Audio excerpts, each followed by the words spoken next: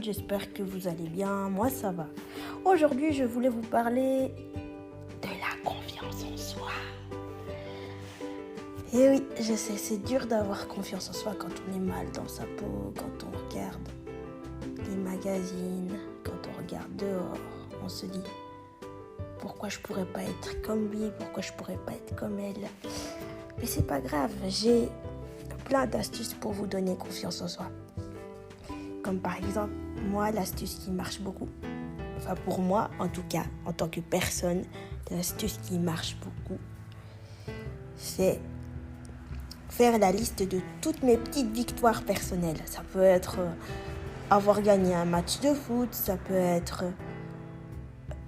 avoir fait des tas de voyages par exemple. Vous faites la liste de tout ce que vous avez accompli dans votre vie, ce que vous aimez faire, ce que vous avez réussi à faire. Vous relisez ça tous les soirs et ça vous donnera un peu d'assurance. La deuxième chose que j'aime faire pour avoir confiance en soi, c'est mettre des vêtements dans lesquels je me sens bien, dans lesquels j'adore m'admirer devant le miroir, qui me plaisent. La troisième chose que j'adore faire pour avoir confiance en moi, c'est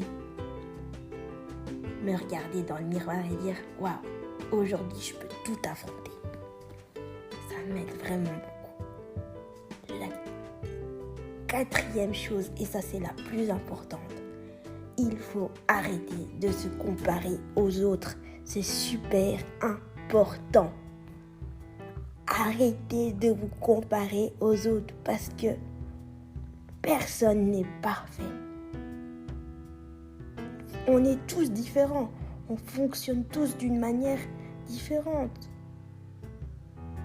On ne peut pas être la voisine d'à côté. On ne sera jamais le copain de classe qu'on rêvait d'être. Parce qu'on est spécial, on est différent.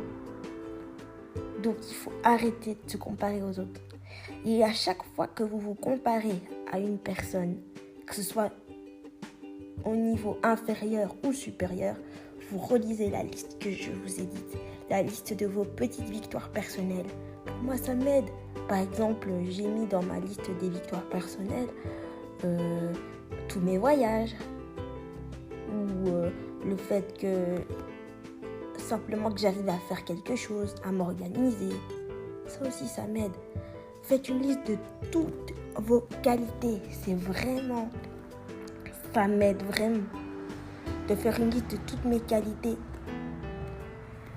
Et encore une chose aussi, faites une liste de vos défauts que vous transformez en qualité.